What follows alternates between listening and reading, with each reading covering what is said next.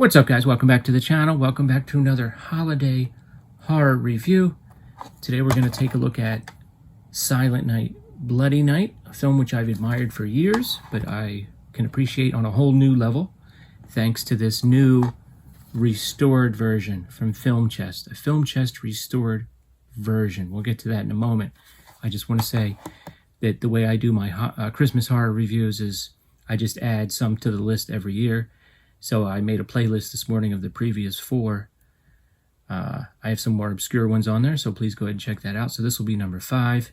And then this year, I actually have a one-off Hanukkah horror movie review that drops on the first full day of Hanukkah, which is December 26th this year. So check that out on the 26th as you're eating your Christmas leftovers or what have you.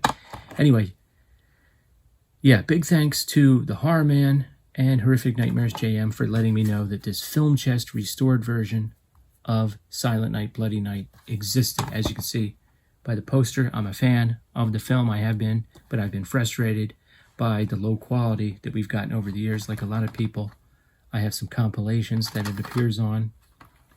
And then I went, in order to seek out a better copy, I went to Alpha Video, and oldies.com. to get this version. Love the cover art and everything and the presentation with the fake stickers like from the video store. But it's pretty much the same version as the other one. You really can't see, there's long stretches, you can't see anything. You can't see anything. And you can't figure out what's going on. The difference is this restored version looks great. I mean, there's like one brief scene where it's all black and then Mary Warnoff's face comes out of the blackness. That's what they intended.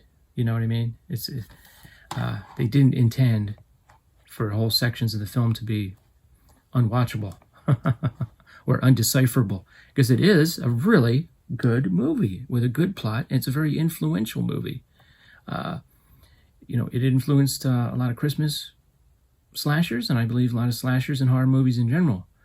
There's lots of really good POV shots of a killer, an axe-wielding killer, inside and outside of a house. He's looking in windows, he's creeping upstairs. There's a really good mystery. You have characters that go to a cemetery to try to figure out the mystery. Great snowy setting, kind of a bleak kind of a look to it.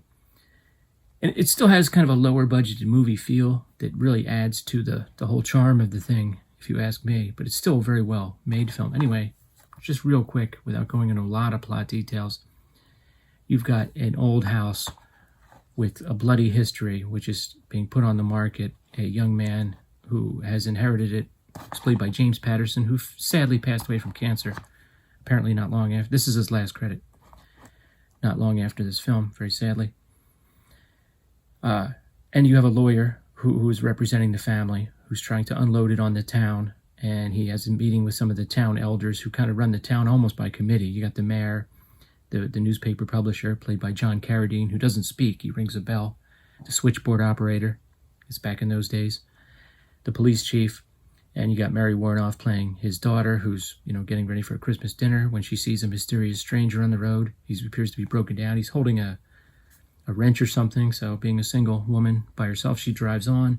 He shows up at her house. It's a little tense, but apparently he says that he's the son of the original owner of the house and that he wants to sell it. And the lawyer is staying overnight in the house, and nobody hears from him, and as people go to the house, they end up missing. And you have a mystery that unravels. Like, what's going on here? How are these people being killed? Who could it be?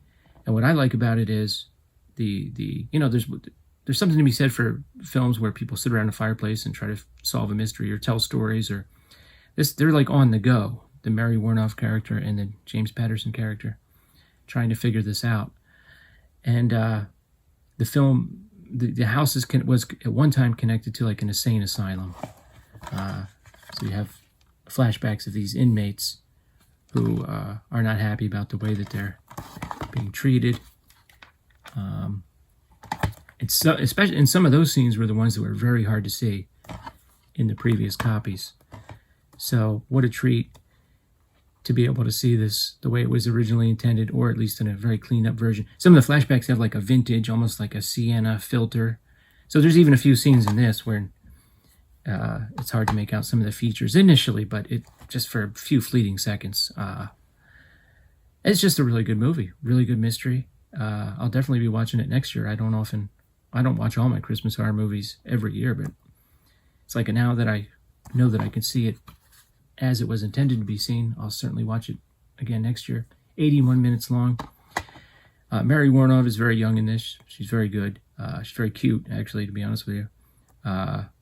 Patrick O'Neill plays the lawyer. He's very good. And I guess there's some pretty trendy people in the film. There's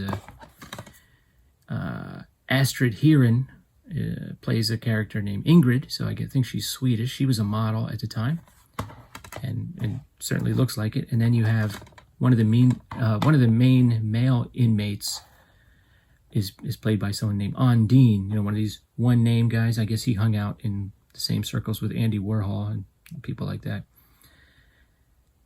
So yeah, if you're going to get this film, this is the version. This is the only version. I guess I do love the cover art, but I guess maybe I have a doorstop now with this. I don't know. I do love the cover art, but this is the version to get. Have you seen this film? What are your thoughts? Let me know in the comments below. Come back again.